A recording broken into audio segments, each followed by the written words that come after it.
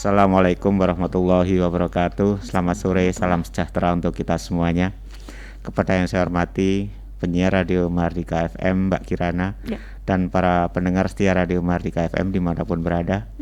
Saya Mukhlis, juru bicara Satuan Tugas Penanganan COVID-19 Kota Blitar. Kali ini berjumpa kembali langsung di studio. Benar. Kebetulan ada kesempatan untuk hadir.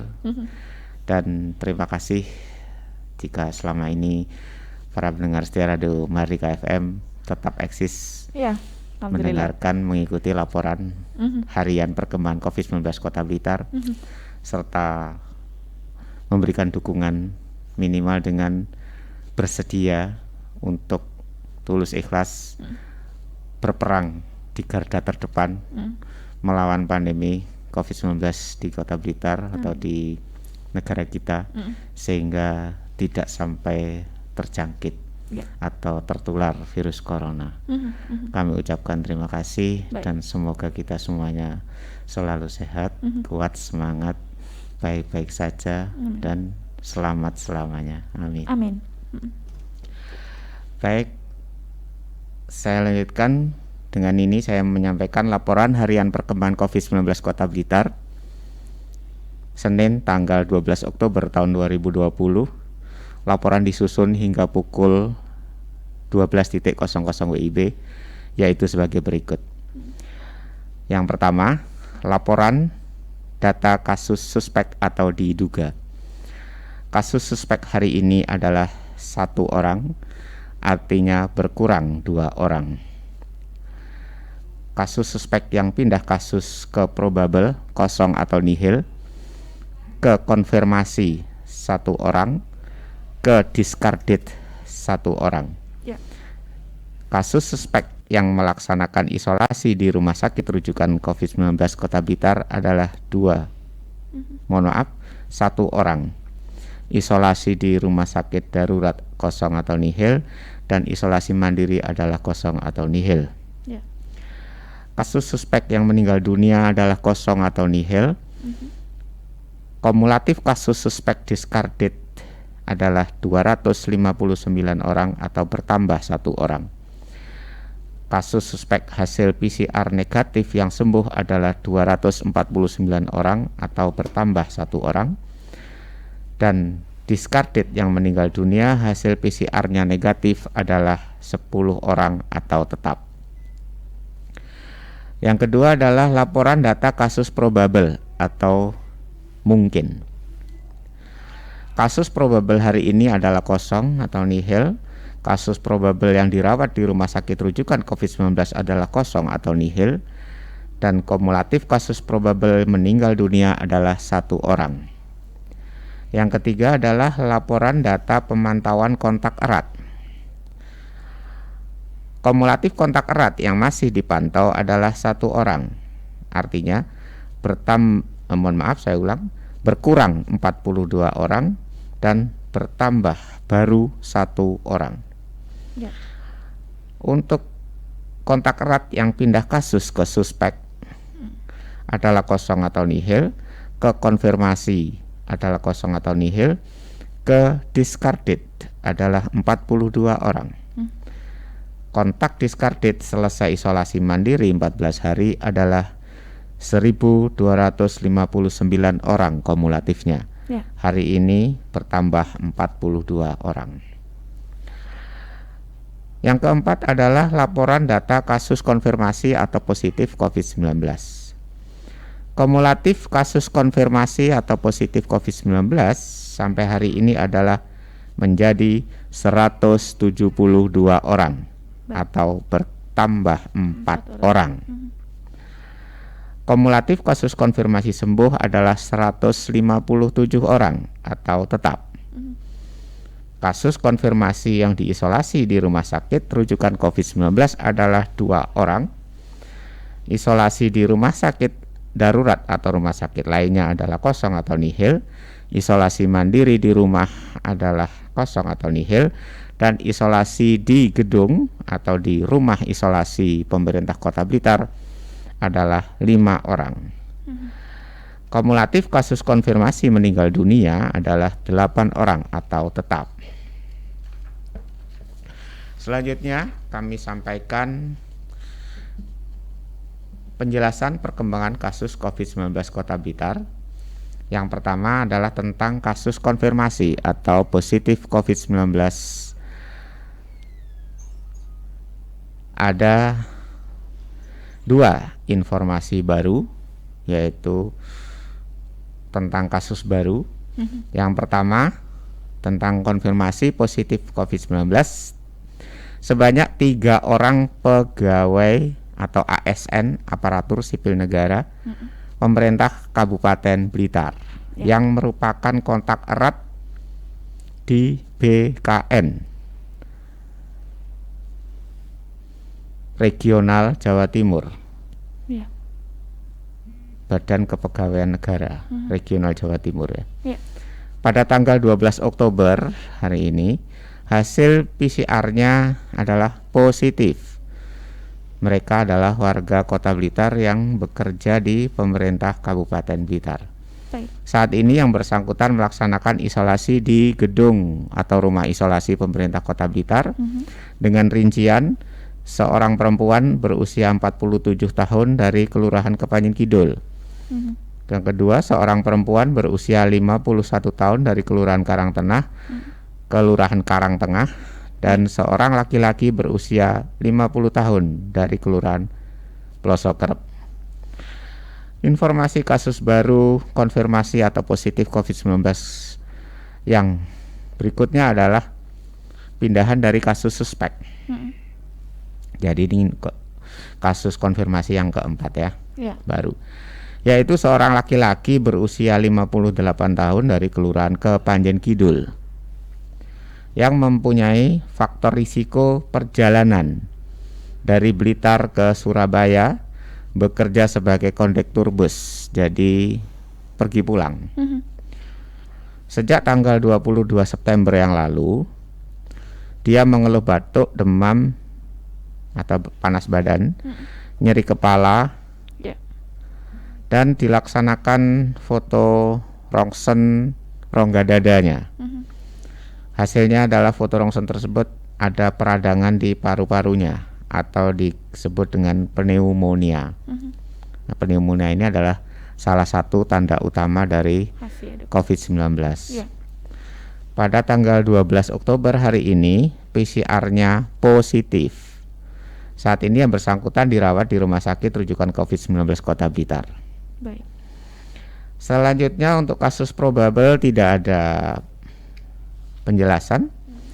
Kemudian kasus suspek tidak ada penjelasan, dan kasus kontak erat ada penjelasan informasi baru. Kasus suspek kasus kontak erat yang pertama informasinya adalah hasil tracing dan testing tanggal 12 Oktober tahun 2020 hari ini telah didapatkan 1 orang yang merupakan kontak erat dari kasus Kelurahan Kepanjen Kidul. Yaitu di sana ada seorang perempuan berusia 47 tahun. Saat ini yang bersangkutan melaksanakan isolasi mandiri di rumahnya dan menunggu hasil laboratorium PCR setelah dilaksanakan swab tenggorokan hidungnya. Informasi baru yang kedua, kontak erat sebanyak 42 orang. Saya ulangi.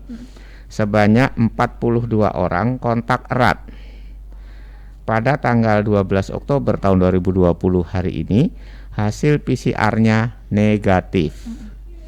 Saat ini yang bersangkutan tetap melaksanakan protokol kesehatan dengan harapannya dengan patuh dan disiplin tinggi. Mereka itu 42 orang adalah sebagai berikut. 1 orang kontak erat dari kasus konfirmasi di Kelurahan Sentul. Di sana ada seorang laki-laki 64 tahun konfirmasi positif. Kemudian sebanyak 39 orang yang merupakan kontak erat BKN Regional Jawa Timur. Kemudian lagi 1 orang dari Kelurahan Sukorejo. Kasus suspek dari Kelurahan Sukorejo. Di sana ini adalah kontak kasus suspek di kelurahan Sukorejo. Di sana ada seorang perempuan berusia 37 tahun. Ya. Dan yang berikutnya adalah sebanyak 1 orang dari Kelurahan Sananwetan yang merupakan kontak erat kasus konfirmasi dari Kabupaten Kediri. Jadi ada kasus konfirmasi atau positif COVID-19 di Kabupaten Kediri. Dia berdekatan, sangat berdekatan kontak erat keluarganya mungkin ya. Ini ada 1 orang di Kelurahan Sananwetan. Ya. Sementara demikian, Mbak Kirana. Baik dokter, terima kasih. Dokter, kalau kita lihat memang perkembangan COVID-19 hingga saat ini masih naik turun terus ya dokter ya. Pekan lalu sempat nihil 1 pekan dan sekarang mulai bertambah lagi. Mungkin dokter sejauh ini evaluasi dari tim gugus tugas sendiri untuk masyarakat serta upaya-upaya yang dilakukan oleh Pemkot atau yang disiapkan untuk Pemkot terkait dengan percepatan penanganan hingga saat ini seperti apa dokter? Ya. Saya sampaikan untuk yang terkini, gugus tugas sudah diganti dengan Satuan Tugas Penanganan COVID-19. Siap. Ya, Satuan Tugas Penanganan COVID-19 rutin melaksanakan rapat koordinasi evaluasi mingguan. Dipimpin langsung oleh Bapak PJS Wali Kota Blitar bersama Bapak Sekretaris Daerah, Bapak Asisten dan Kepala OPD, serta semua camat dan yang terkait. Nah, dalam hal kaitannya dengan pelayanan terhadap COVID-19 mulai dari tataran tingkat Dinas Kesehatan dengan wilayah kerjanya yaitu puskesmas masing-masing untuk melaksanakan 3T yaitu tracing, tracking dan testing. Kemudian dilanjutkan dengan pelayanan rapid test, kemudian swab, ya, serta isolasi di rumah isolasi atau mungkin isolasi mandiri sambil menunggu hasil swab dan sebagainya. Itu telah dilaksanakan sedemikian rupa, bekerja sama, berkoordinasi sebaik-baiknya dengan seluruh elemen baik lembaga pemerintah, lembaga BUMN maupun kedinasan lainnya serta swasta dan seluruh elemen masyarakat di masing-masing wilayah hingga tingkat kelurahan sampai RW dan RT. Dan kemudian rumah sakit rujukan COVID-19 yaitu RSUD Mardiwalaya Kota Blitar juga demikian, bersatu padu bersama Satuan Tugas Penanganan COVID-19 Kota Blitar menyediakan layanan baik itu kamar atau ruang isolasinya, baik untuk yang masih suspek atau kemudian konfirmasi, apalagi dengan pasien yang bergejala atau berkeluhan mulai dari ringan, sedang hingga berat atau ada komorbid, usia lanjut. Dan juga tidak kalah pentingnya rumah sakit kita melayani rujukan dari wilayah di luar Kota Blitar, baik itu dari Kabupaten Blitar, warga Kabupaten Blitar maupun kabupaten kota lainnya.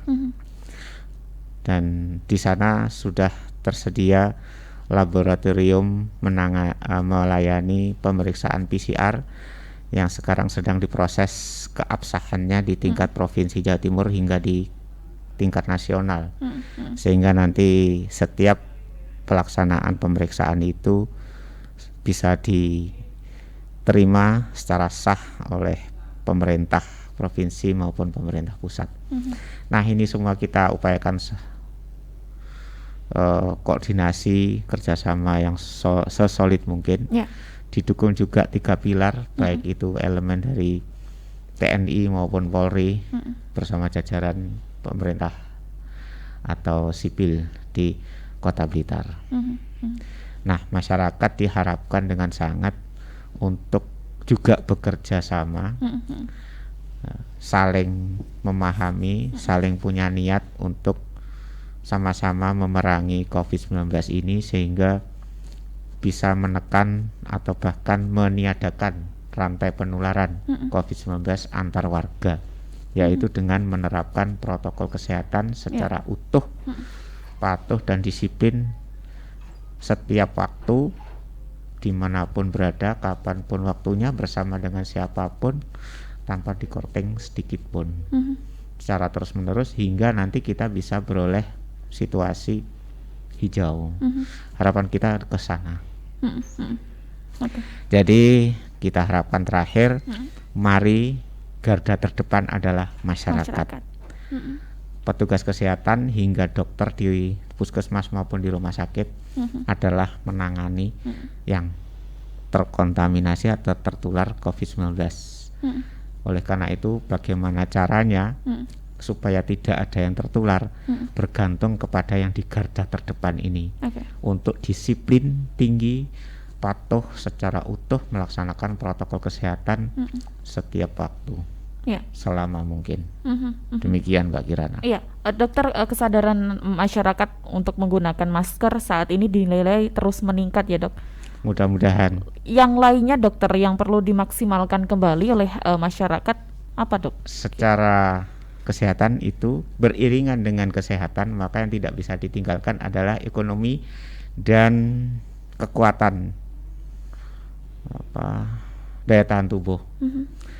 Monggo dipersilakan kepada masyarakat untuk berekonomi, bersosial kemasyarakatan, berupaya, berusaha di bidang ekonomi supaya tidak runtuh, tidak melemah, tetap melaksanakan protokol kesehatan.